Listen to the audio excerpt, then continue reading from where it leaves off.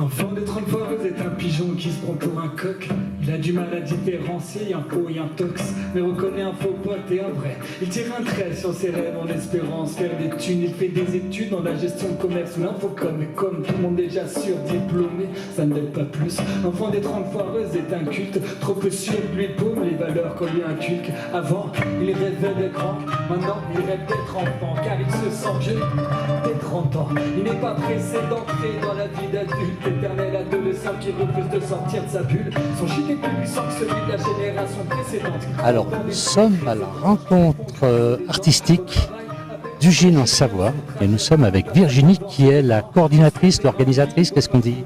Coordinatrice du FAT, foyer d'animation pour tous. Alors, toutes les années existe cette manifestation avec des artistes magnifiques. On voit les lampes derrière nous, là c'est extraordinaire ce qu'ils peuvent réaliser. Est-ce qu'il y a des thèmes particuliers chaque année ou c'est vous qui sélectionnez les artistes? Alors c'est nous qui sélectionnons les artistes, mais on travaille sur la diversité de l'art de chacun. Donc on propose un parcours artistique et du coup avec une mixité d'art, de la peinture, de la sculpture. Là ici on est dans la pièce de la souffleuse de rêve, de verre notamment. Et tous les ans on essaye de dénicher des artistes locaux, Rhône-Alpes. Voilà. Toujours Rhône-Alpes, pas obligatoirement savoyard, il faut qu'il soit de Rhône-Alpes. Tout à fait, complètement. Voilà. Et puis on diversifie notre art, comme je viens de vous dire, par l'art de chacun. Voilà. Et alors, donc cette exposition dure 4 jours, elle est toujours au mois de mai, ça se passe quelle période à peu près? Alors, toujours au mois de mai, sur 3 jours, vendredi, samedi, dimanche. Pourquoi? Parce que le vendredi, c'est une journée qui est dédiée aux scolaires. Nous avons eu 355 enfants qui sont venus vendredi donc visiter les artistes. Voilà. Nous trouvons dans l'atelier de Souffleuse de verre, ou elle se dit aussi souffleuse de rêve. Et se plaint tout le temps du temps. À force de tout le temps entendre à la radio les mêmes musiques qu'on tourne, il finit par les kiffer. Ça fait 15 piges en tout qui passent les mêmes soirées. Mais ce qui les apprécierait s'il n'était pas déchiré, il ne sait pas décider de ce qu'il allait faire de sa vie. Alors si jamais il t'en parle, bah ça sera avec des si. Il attend simplement que les espoirs ressuscitent. Léna, vous êtes une artiste qui travaillait le verre. Oui, et plus exactement le verre soufflé à la canne de manière traditionnelle. Donc voilà, nous quand on souffle, on utilise 3 fours, donc un four de fusion, un four de réchauffe et des arches de recuisson. Donc ça demande oui, une petite infrastructure. Et là, vous l'avez appris, comment cette passion du verre? Alors tout à fait, j'ai appris le verre soufflé en Lorraine, d'où je suis originaire, au CERFAV, Centre européen de recherche et de formation aux arts verriers. Et puis après, j'ai continué à me former en Europe, en France, en Suisse, au Luxembourg, en Italie. Et puis surtout, je suis partie dans les pays scandinaves. Donc 1 an au Danemark, auprès d'un grand maître verrier, Tobias Moll. Et j'ai travaillé pendant 4 ans tout au nord de la Norvège, en territoire sami, où j'ai travaillé dans un petit atelier de verre soufflé. Donc je travaillais pour d'autres verriers pour continuer à me former au métier et développer, voilà, petit à petit, quand j'avais du temps libre, je faisais des petites pièces pour moi, etc. Et ça fait 2 ans et demi que je suis rentrée en France et que j'ai ouvert mon propre atelier en France, en Savoie.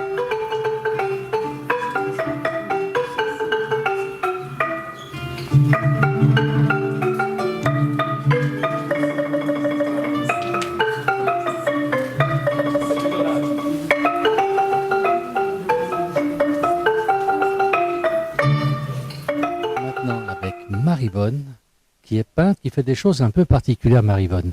Bonjour. Bonjour, bonjour Alain. Vous faites des peintures tout à fait curieuses, enfin, elles ont éveillé ma curiosité.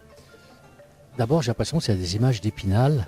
On hésite entre l'image d'Épinal et, comment vous dire, quelque chose qui m'attire. Vous avez fait quoi? Vous vouliez faire quoi exactement? J'hésite aussi à qualifier ma peinture puisque je ne sais jamais, quand je commence un tableau, ce qu'il va donner. Je pose mon crayon et je laisse aller mon intuition. C'est une peinture intuitive, paraît-il. C'est ce qu'on m'a dit, donc j'en suis là. mon crayon court. Quand il a fini de courir, eh bien, j'essaye de rattraper les traits avec de la peinture. Ensuite, je peins mon fond avec de la matière au couteau. Et puis après, eh bien, je peins petit à petit tout ce qui se présente. Il y a pas... Parce que là, par exemple, on a l'impression qu'on a un vitrail. Là aussi, ça pourrait être un vitrail avec de l'image d'Épinal. C'est pas conste, tout ça. Et, écoutez, en tout cas, je suis aussi étonnée que vous, puisque je ne sais jamais à l'avance ce qui va sortir de ma toile. Et donc, je découvre et je m'amuse beaucoup. C'est le crayon qui décide finalement. Voilà, le crayon décide, le pinceau, la couleur s'impose, puisque j'ai un grand sac de tubes de peinture. Et puis, je pioche. Je dis, tiens, je vais peindre là. Je pioche, je prends, je pose. Bravo, c'est super. Bonne continuation, Marie. Merci à vous, Alain.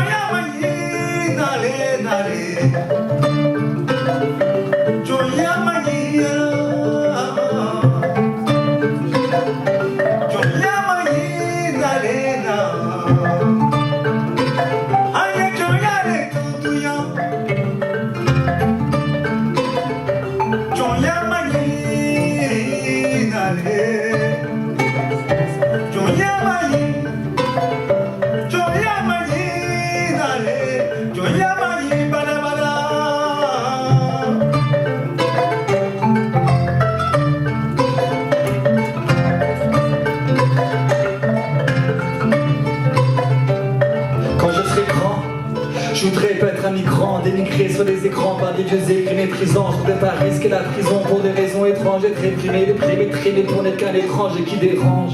Quand je serai grand, je ne voudrais pas me retrouver, esquiver les clics, les nazis, esquiver ceux qui scandent les discours à cap blanc. Quand je serai grand, non, je voudrais pas être un migrant. Quand je serai grand, quoi qu'il arrive, je préférerais être un migrant qu'un de ces racistes décérébrés qui passent leur vie à raconter les incompréhensibles à démonter. Plus que dénoncer la diversité est une hérésie. Quand je serai grand, j'éviterai de me tromper de cible. Le mélange des cultures est une chance, croire le contraire est risible. Bien sûr que tout le monde doit être bienvenu partout. Peu importe ton parcours, personne ne peut t'empêcher de vivre.